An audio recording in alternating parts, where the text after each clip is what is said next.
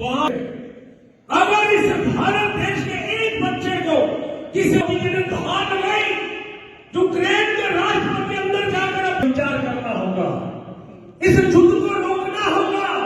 हिंदुस्तान के ये होते हैं देश के प्रधानमंत्री, और प्रधानमंत्री जी ने तुरंत उसी समय रूस के राष्ट्रपति को फोन किया, उनको भी कहा कि मैंने वापिस नहीं आते तब तक इस युद्ध को रोकना हो। पूरे देश की मीडिया में आपने देखा होगा अनुवाद करने का ये पहला। मैं देख पा रहा हूं कि बड़ी संख्या में बेटियां आज इस कार्यक्रम से जुड़ी हुई हैं।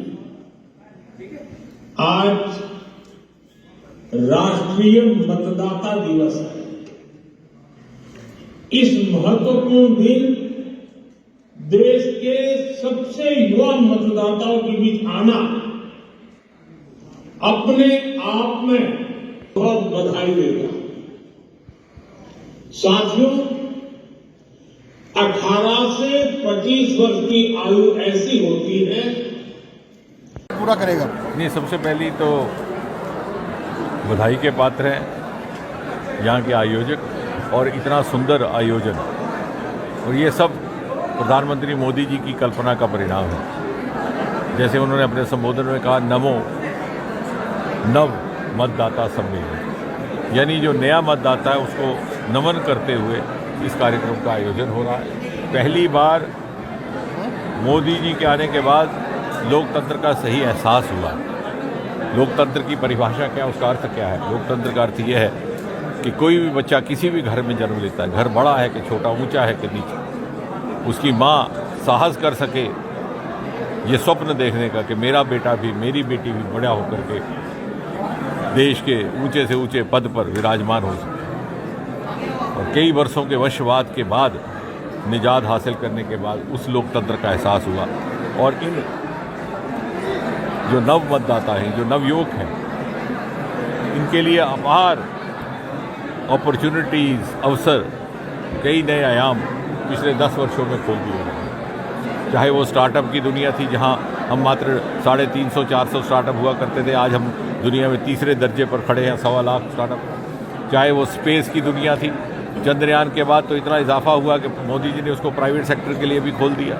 चाहे वह बायो इकोनॉमी थी, यानी वो अब सोच त्यागने का समय आया है कि रोज़गार केवल सरकारी नौकरी नहीं, उससे बाहर भी बहुत से विकल्प हैं, उसका एहसास हुआ।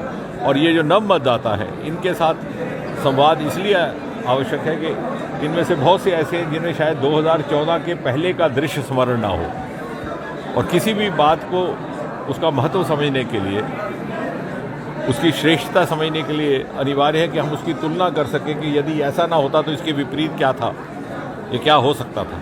तो जिन्होंने 2014 का ज़माना देखा है वो स्मरण करें कि उस समय देश में कैसा वातावरण था। बेहाली का माहौल, बेजारी का माहौल, निराशावाद, घोटालों पे घोटाले, कभी कोयले का घोटाला, कभी स्पेक्ट्रम का घोटाला, कभी चारा का घोटाला। देश का नौजवान अपने आप को इस प्रकार से लज्जित महसूस करता और इस इंतज़ार में रहता कि कब उसे मौका मिले तो किसी दूसरे देश को कूच कर जाए। और दूसरे देशों में भी हमारे नौजवानों के लोग लेकर के उसी तरह की धारणा बन गई थी। आज देखते ही देखते वो दृश्य बदला है।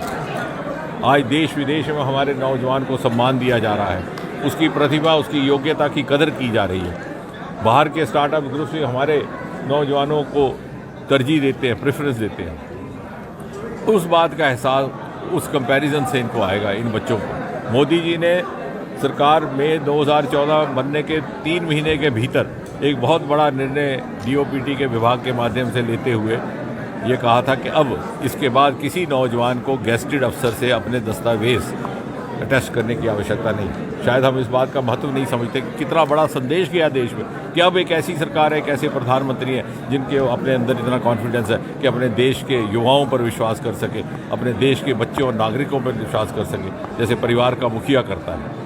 उसके बाद इंटरव्यू की प्रथा समाप्त कर दी गई ताकि हर नौजवान को लेवल प्लेइंग फील्ड मिले।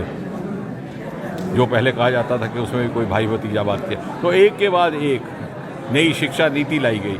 और ये बच्चे जो आज 17 बरस के 18 वर्ष में, इनके ऊपर बहुत बड़ी एक जिम्मेवारी आयद होती है। आने वाले 20-25 वर्ष में जब हम 2047 की तरफ बढ़ रहे हैं और 2047 में आज़ाद हिंदुस्तान अपनी 100वीं सालगिरह मनाएगा, तो वो शताब्दी उत्सव मनाने का भाग और वरदान भी परमात्मा ने इनके हिस्से में डाला है। कितना बड़ा हमारा एसेट और हमारा स्टेक है इन आज के टीनेजर, आज के एडोलेसेंट के ऊपर, जो उस समय का नौजवान होगा और हर क्षेत्र में अपना प्रभावी भूमिका निभा रहा होगा। और इसलिए उसी महत्व को समझते हुए आज इनके साथ ये संवाद का कार्यक्रम आयोजित हुआ और हमें प्रधानमंत्री मोदी जी का मार्गदर्शन प्राप्त हुआ। डॉक्टर साहब 16 को नहीं, हमें तो जब भी भाजपा तो सदा तैयार रहती है हर पोल के लिए, चाहे वो लोकसभा का हो, चाहे विधानसभा का हो, चाहे पंचायत का हो। हमारा तो कार्यकर्ता 24/7 काम करता है। अगर वो सोए भी उसको जगा दो तो झंडा लेके तैयार है।